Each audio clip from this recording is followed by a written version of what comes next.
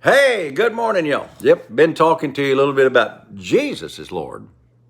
Thank God the word works, but you got to shut the door. Been talking about the authority of the believer. Jesus said, all authority has been given unto me. And then he turned and said, and I give it all to y'all. So somebody says, well, I'm having this kind of problem. Why don't God take care of it? You're supposed to take care of it. I think it's in Matthew. Oh, man, I'm trying to think where it is. But anyway, Matthew 18. Not sure the verse. Jesus said, whatever you shall bind on the earth shall be bound in heaven or by heaven. Whatever you loose on the earth shall be loosed in heaven or loosed by heaven. Let me make that simple for you. Whatever you allow on the earth, that's loose. Whatever you allow, then heaven stands behind it and allows it. But whatever you don't allow, heaven will stand behind that and not allow it. Just like I told you yesterday about the door.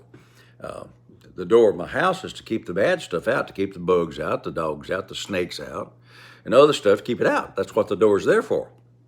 It's designed not to keep me in, but to keep them, bad things, out. Well, God has designed it so that you can keep the bad out, the good in.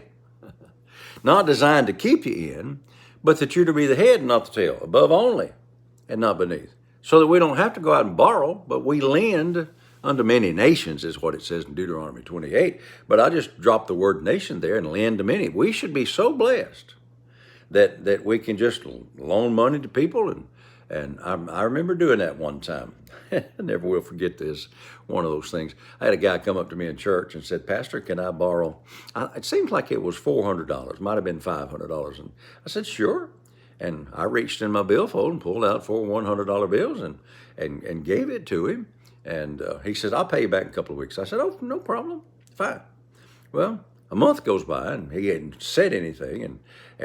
So he happened to walk by and I said, you remember that money you borrowed from me? He said, oh, yeah. He said, I put it in the offering last week. And I didn't say this to him, but I was thinking, well, what goes in the offering's not mine. I gave you that out of my pocket, out of the stuff that I had. And I wasn't expecting you to put it in the offering. Now, whether he did or not, I don't know. That's between him and God. But, here's the good thing. I had enough that it didn't cause me to not pay my rent. I had enough that it didn't cause me to have to do without. I had enough to be able to loan it to him, and it didn't really matter whether I got it paid back or not. Listen, I'm a blessed man. I want to stay that way. Now, there's been years I wasn't blessed, but it was because I got out of the Word, and the Word departed, and when the Word departed, my health departed, my money departed, my ability to think departed. I like to lost everything there for a couple of years. I mean, I had some serious issues. Well, somebody said, are you saying it's wrong to borrow money? No. I'm not saying that. I'm just saying we should be so blessed we don't have to. Now, Pat's car broke down about a month ago. Needs some kind of expensive parts. And I didn't have it. Just didn't have it. So I told him, wait, I'll pray it in. I didn't go to the bank and ask to borrow it. I didn't ask the shop to fix it and then me pay them later over time. I'm believing God for it.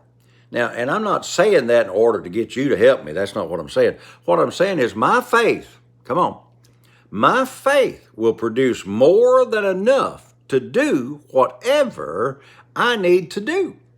Now, somebody says, well, why did it take so long? I don't know, but it's just about there. I'm just within just a little bit of getting there. And I'm thankful that I was able to do it that way, and thankful that God's honored my faith, because I can do anything in the whole world by faith. That's why I'm teaching this. Get a hold of your authority and take what rightfully belongs to you so you can do great exploits for God, as well as enjoy your own life around there at your house doing whatever you want to do. Here, listen.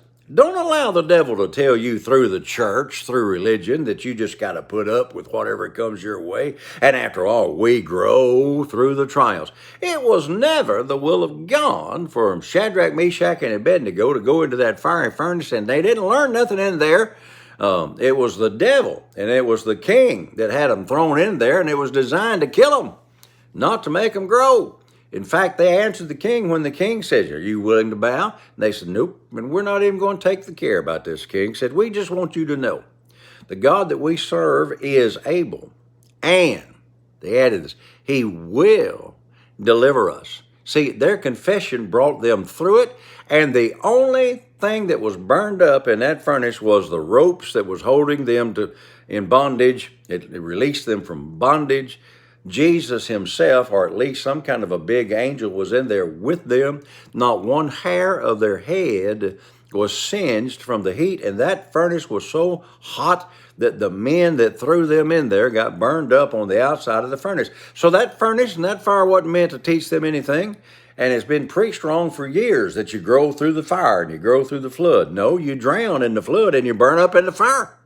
What are they designed for? They're designed of the devil to kill you, because the thief cometh to steal, kill, and destroy. Take your authority. Long life, Psalm 91.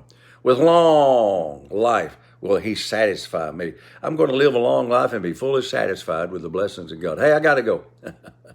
Take your authority.